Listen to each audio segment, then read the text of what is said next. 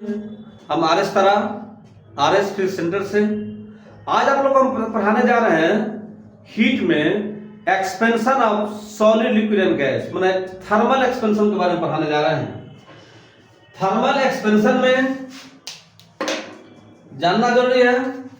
Thermal expansion के बारे में, थर्मल एक्सपेंशन, चाहे इसको और सा नाम देते हैं expansion of solid liquid and gas. यही चैप्टर से पढ़ना है इसका टॉपिक को। देखिए जनरली इसके बारे में थोड़ा समझाते हैं। आप लोग देखे होंगे कि किसी भी बॉडी पर हम हीट देते हैं तो जनरली फैलता है, और फैलाने के लिए जो एनर्जी होता है वह एसिमेट्रिकल एनर्जी होता है। बात समझे? पहला कारण हो गया कि asymmetrical potential energy thermal expansion के लिए रिस्पॉन्सिबल है। दूसरा क्या होता है, वाइब्रेशनल एनर्जी भी एक्सपेंशन के लिए जरूरत होता है फैलाने में। आप लोग देखा होगा ट्रेन में बैठ जाते हैं, आप थोड़ा सा जगह में बैठ गए, आप मारते मारते जगह बना लेते नहीं बनाते हैं। उसी तरह कोई भी एटम जो है उसमें मॉलिक्यूल जो है, चाहे एटम है, इलेक्ट्रॉन है, तो जो भी पार्टिकल है वो क्या करता है, वाइब्रेशन करते करते करते जगह बना लेगा और फैल जाएगा। इसलिए वाइब्रेशनल एनर्जी भी एक्सपेंशन में ज्यादा मदद करता है। और तीसरा जो होता है मेन कारण वह इंटरमोलिकुलर फोर्स है। इंटरमोलिकुलर फोर्स रिस्पॉन्सिबल है थर्मल एक्सपेंशन के लिए। इसका मतलब क्या हुआ कि इंटरमोलिकुलर फोर्स जिसमें ज्यादा होगा वह कम फैलेगा, और जिसमें कम रहेगा वो क्या जाएगा, ज्यादा फैलेगा। इसका मतलब इंटरमोलिकुलर फोर्स जो होता है सॉलिड में ज्यादा होता है, इसलिए सॉलिड का पकड़ ज्यादा रहता है और सॉलिड कम फैलता है। और इंटरमोलिकुलर फोर्स सॉलिड में कम होता है, सॉलिड में ज्यादा होता है, इससे वो कम फैलता है। और इंटरमोलिकुलर फोर्स गैस में क्या होता है, बोलो कम होता है, इससे गैस का होता है ज्यादा फैलता है। बस समझे? इसका होता है इंटरमोलिकुलर फोर्स सॉलिड में क्या है, ज्यादा है, और गैस में क्या हो गया, कम है। इससे सॉलिड का होता है कम फैलता है और गैस का होता है ज्यादा फैलता है। पहली बात जानकारी याद रखिएगा, सॉलिड जो है वह 1 डायमेंशन, 2 डायमेंशन और 3 डायमेंशन तीनों में फैलता है। लेकिन लिक्विड और गैस जो होता है केवल और केवल किसमें फैलता है, 3 डायमेंशन में फैलता है, मतलब उसका केवल वॉल्यूम एक्सपेंड होता है। इसका मतलब एक्सपेंशन 3 तरह का हो गया। लेंथ के आधार पर होगा तो उसको लिनियर एक्सपेंशन बोलेंगे, एरिया का आधार पर होगा तो उसको सरफेस एक्सपेंशन बोलेंगे, और वॉल्यूम का आधार पर होगा तो उसको वॉल्यूम एक्सपेंशन बोलेंगे। तो इसका परिभाषा हम लिख देते हैं बाबू, लिखते हैं कि when heat given to the body then it usually expand। लिखते हैं asymmetrical in potential energy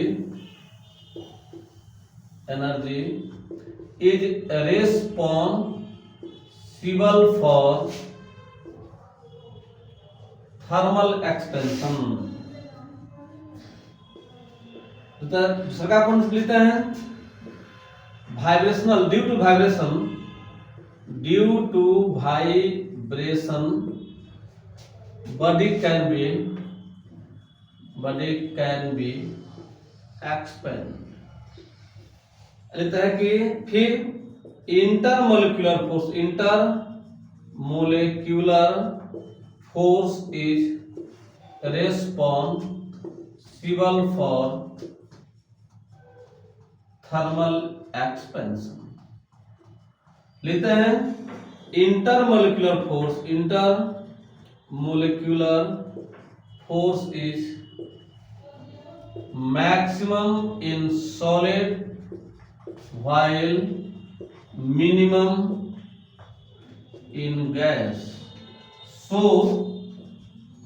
solid will least expand and gas will more expand।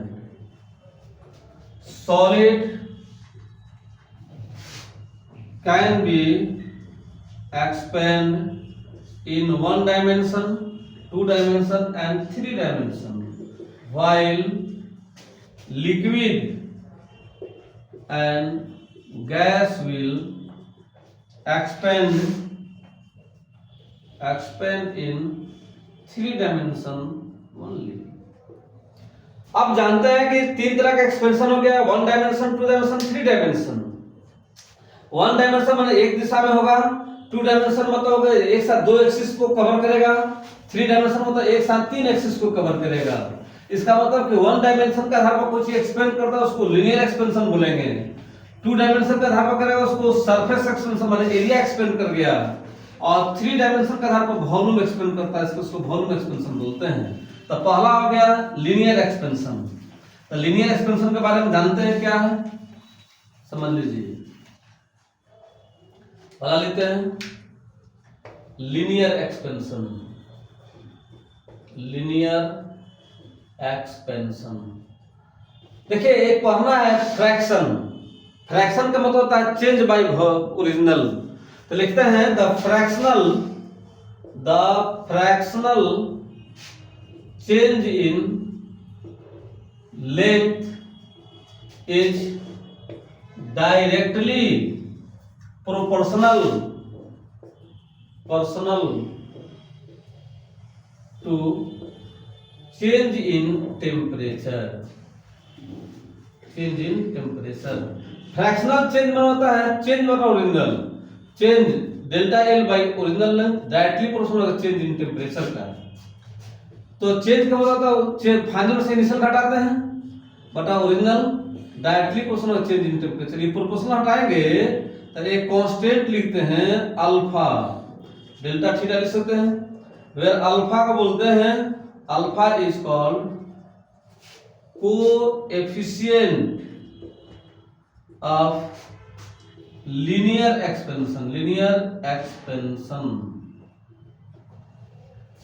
Expansion.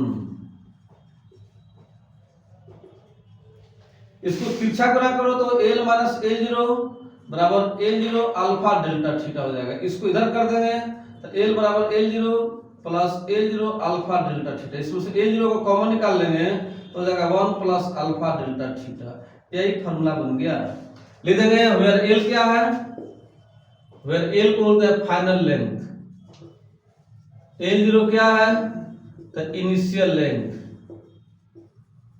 Delta theta क्या है तो चेंज इन टेम्परेचर। क्या बोलते हैं, चेंज इन टेम्परेचर। आगे समझ में वही लिखते हैं दूसरा का परिभाषा। यदि कोई वस्तु एरिया के आधार पर फैलता है तो उसको सरफेस एक्सपेंशन बोलते हैं। सरफेस एक्सपेंशन के बारे में जानते हैं।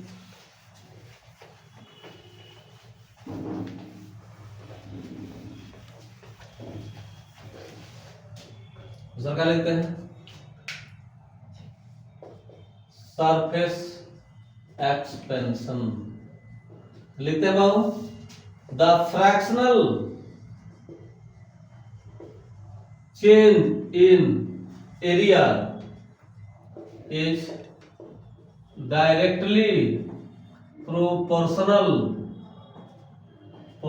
To change in temperature. Fractional change in area बटा original area directly proportional change in temperature का। इसका मतलब एरिया माइनस घटाएंगे चेंज का, A माइनस A0 बटा A0 directly proportional change in temperature. Proportional हटाते हैं कांस्टेंट लिखते हैं बीटा डेल्टा थीटा। बीटा को क्या बोलते हैं, beta is called coefficient of surface expansion. इसको तिरछा गुणा करेंगे तो A माइनस A0 हो जाएगा, A माइनस A0 बराबर A0 बीटा डेल्टा थीटा। इसको इधर कर देंगे तो A बराबर हो जाएगा A0 plus A0 beta delta theta. Common निकाल लो इसमें से A0 तो 1 प्लस बीटा डेल्टा थीटा। यही फॉर्मूला हो गया। यहाँ पे A क्या है, वेयर A क्या है तो फाइनल एरिया है, A0 क्या है इनिशियल एरिया है। डेल्टा थीटा क्या है? तो चेंज इन टेम्परेचर है। अब तीसरा जो फॉर्मूला पढ़ना है इसका वॉल्यूम के आधार पर। किसके आधार पर बोलो? वॉल्यूम के आधार पर। तो वॉल्यूम के आधार पर सेम यही फॉर्मूला होता है। इसमें एरिया था तो आप वॉल्यूम कर देंगे, कोई दिक्कत? तो लिखेंगे उसका परिभाषा, देखिए उसका परिभाषा लिखते हैं, पहले समझो। तीसरा लेते हैं volume expansion.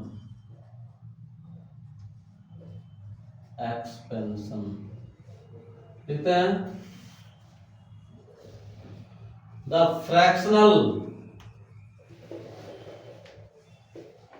Change in volume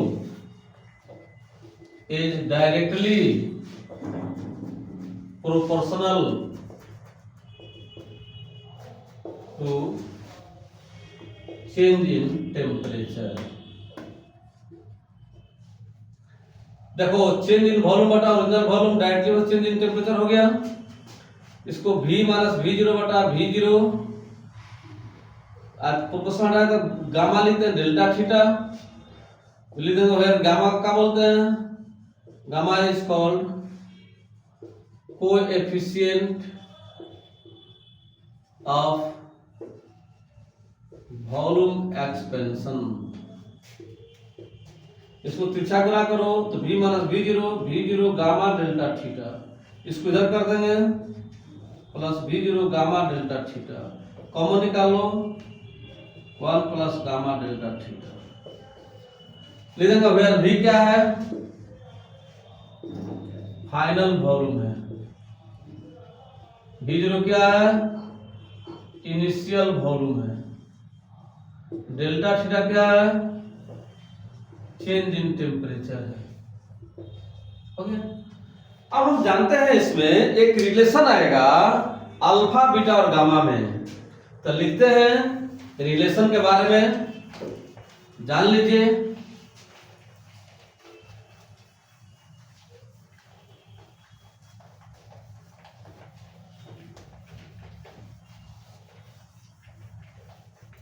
relation के बारे में जानिए।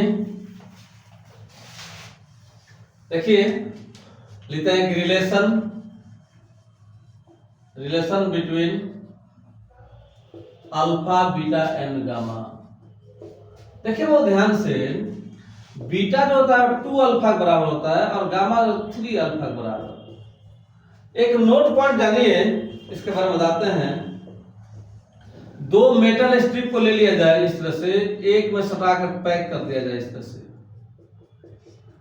मेटल स्ट्रिप है और आप इसको हीट करते हैं तो दोनों एक अलग अलग मेटल है तो दोनों एक साथ थोड़ा फैलेगा। एक बार तो फैलेगा नहीं, कोई ज्यादा फैलेगा कोई कम फैलेगा। तो कहता है कि भाई जो फैलेगा ज्यादा तो कौन ज्यादा फैलेगा और कौन कम फैलेगा और किस फॉर्म में फैलेगा? तो जिस मेटल का अल्फा का वैल्यू ज्यादा होगा वो कन्वेक्स बन जाएगा। यदि इस मेटल का अल्फा वैल्यू तो ये क्या जाएगा? कन्वेक्स मतलब क्या होगा? इस तरह कर्व बन जाएगा, इस तरह बन जाएगा कर्व। तो समझे? तो ऊपर वाला जिस मेटल का ज्यादा होगा वो कर्व बन गया तो कन्वेक्स साइड बन जाएगा। बस समझ लीजिए, मेटालिक स्ट्रिप में इस तरह से बन जाएगा तो कन्वेक्स वही बनेगा जिसका अल्फा का वैल्यू ज्यादा हो। बस में इसी के साथ ये चैप्टर खत्म हो गया। मेरा वीडियो अच्छा लगे तो आप लोग लाइक और सब्सक्राइब कीजिए। नेक्स्ट वीडियो के इंतजार में रहिए। फिर इसमें हम कैलोरीमेट्री के बारे में पढ़ाएंगे और इसका क्वेश्चन मिलकर बताएंगे। Thank you.